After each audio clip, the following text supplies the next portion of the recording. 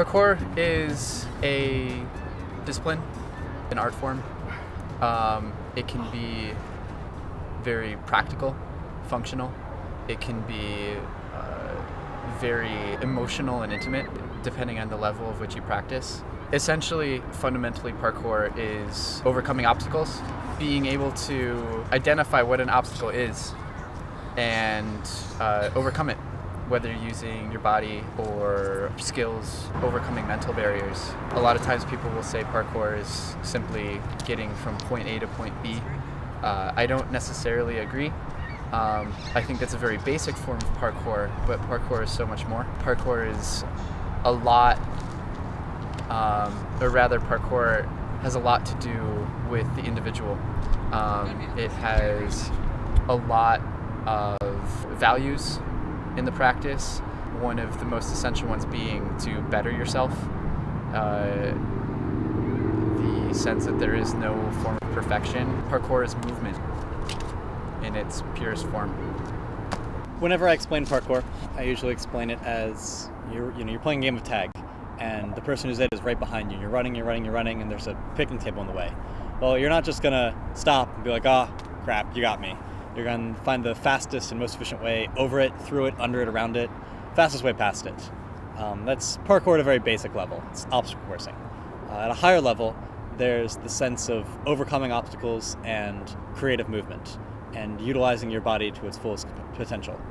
So it's not just efficiency and obstacle coursing. A lot of times we do something called flow, which is where we pick a place and we just move around in that place. And we're not going anywhere, and it's not necessarily very efficient, but we just find creative ways to go from one place to another instead of necessarily the most efficient way. So I believe that in parkour, efficiency and creativity go hand in hand. My name is Charles Moreland. I'm 22 years old. I've been doing parkour for about three years or so. I initially got started because I met Zach. My name is Zachary Cohn, and I've been training parkour for a little over 4 years. I'm originally from near Annapolis, Maryland, and now I live in Rochester, New York, where I go to school. I had met him through other clubs, Taekwondo, and over my freshman summer, he talked more about parkour. I was interested. I looked it up and decided it was something that I really wanted to get into, and something I really wanted to try. I met Charlie in Aikido, I think, in my freshman year. And he was just another guy in the Aikido class, but he seemed interesting. And we got to talking and we got to hanging out. And when I told him about parkour, he seemed interested. So we started doing that, we started training more. He got involved in a bunch of the other clubs I'm involved in, and it all just kind of went downhill from there. I come from an extensive martial arts background. I started Taekwondo when I was really young, probably about 4 or 5. I got my black belt when I was a teen. I've done various forms of other martial arts, Aikido, Judo, things that kind of tie into Taekwondo really well. I'm the kid in high school that tried every single sport at least once. I never really stuck with any of them. I wasn't a real fan of competitive sports, but those were the only things really offered to me during my teenage years. Besides parkour, well, obviously I'm a student, which takes up most of my time. I do a lot of gymnastics. I have a hobby in hand balancing, doing various things on my hands. I like to slackline.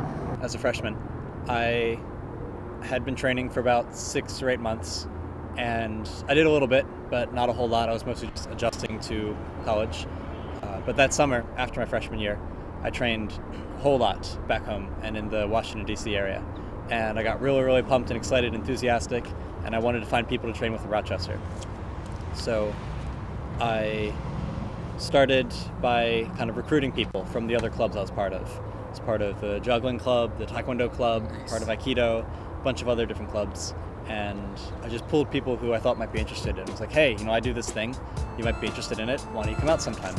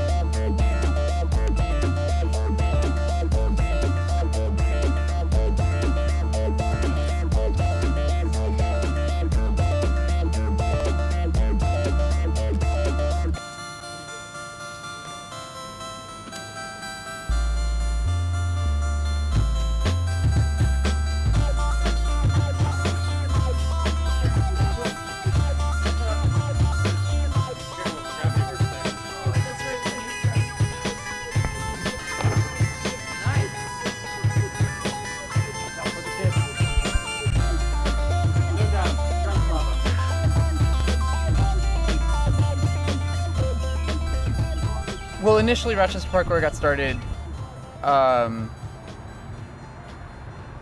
just through like minor training sessions.